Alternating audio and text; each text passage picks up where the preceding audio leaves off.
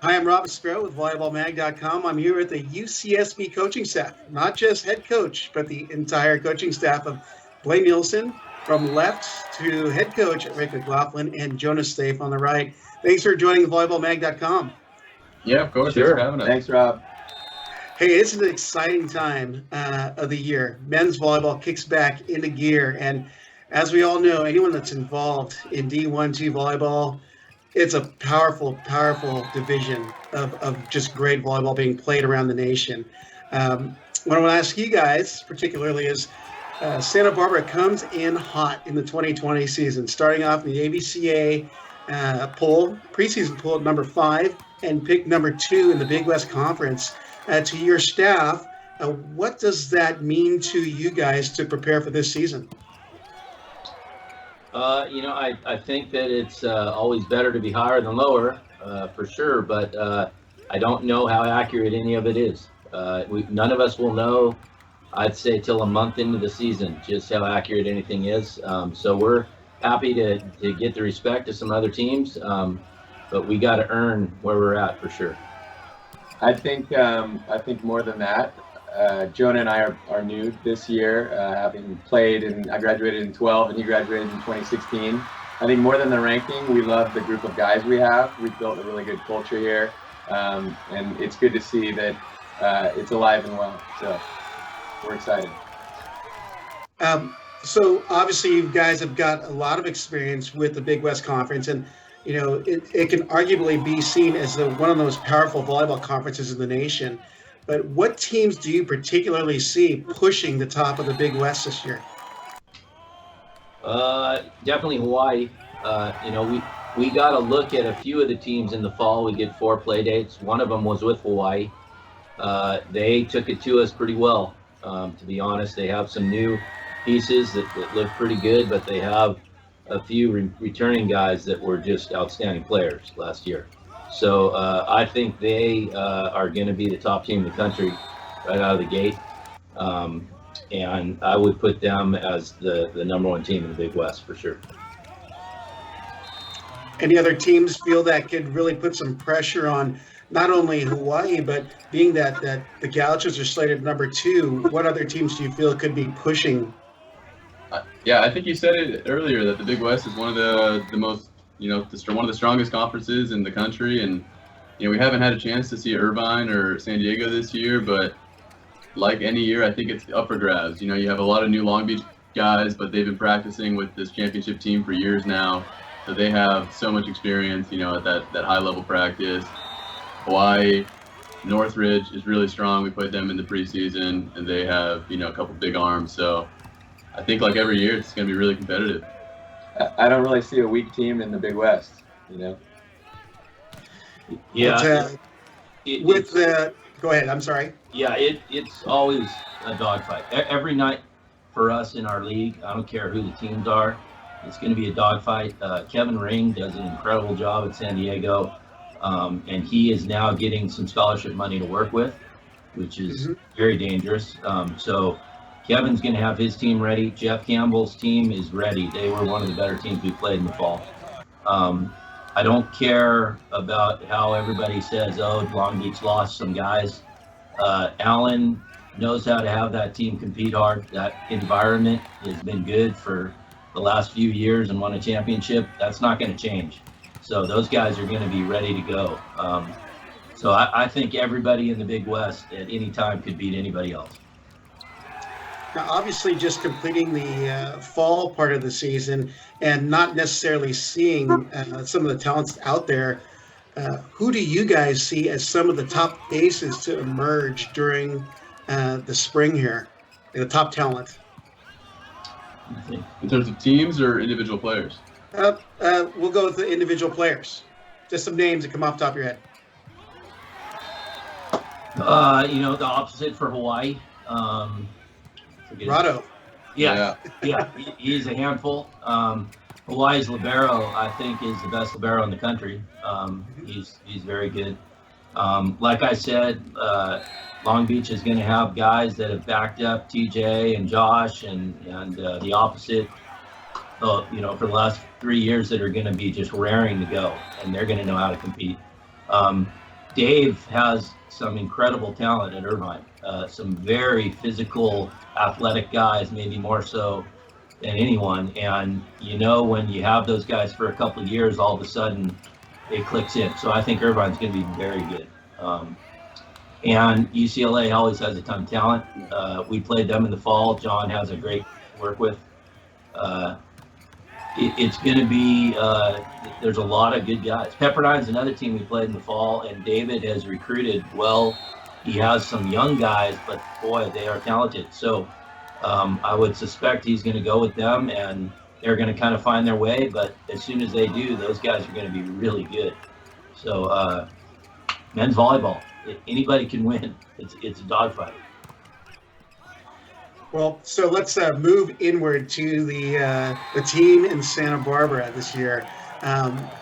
You've got a solid core of talent coming back in Caden Sander, Randy DeWeese, Freshman of the Year Ryan Wilcox, and Casey McGarry and Brandon Hicks. What expectations do you have on your team? And also, with your 2 new staff members on board, do you guys feel the pressure of having to carry on the solid foundation that's been established in the last few years? We've just been so grateful to inherit such an amazing team. These guys, Colin Irons and Vince Devaney and Rick, of course, have recruited an amazing class. And to have 8 seniors right now, the leadership is super apparent. And so it's been just so fun to be in there. And especially for Jonah and I being back, being new, it's awesome to have a team full of leaders that we can look to. And the practices have been great. They're super competitive. So yeah, we've just been loving every minute of it.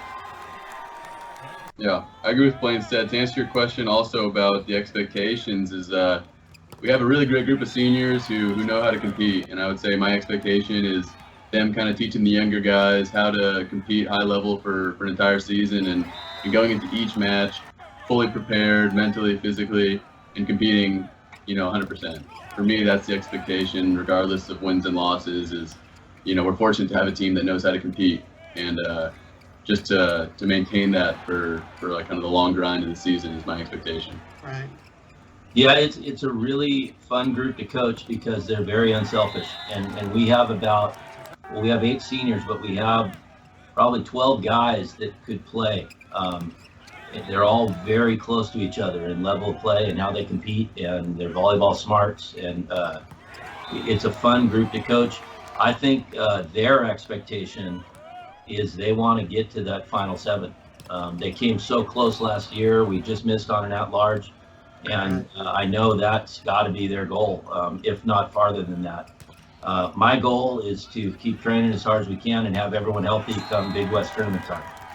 That's definitely my goal, and then we'll take it from there and make a new goal.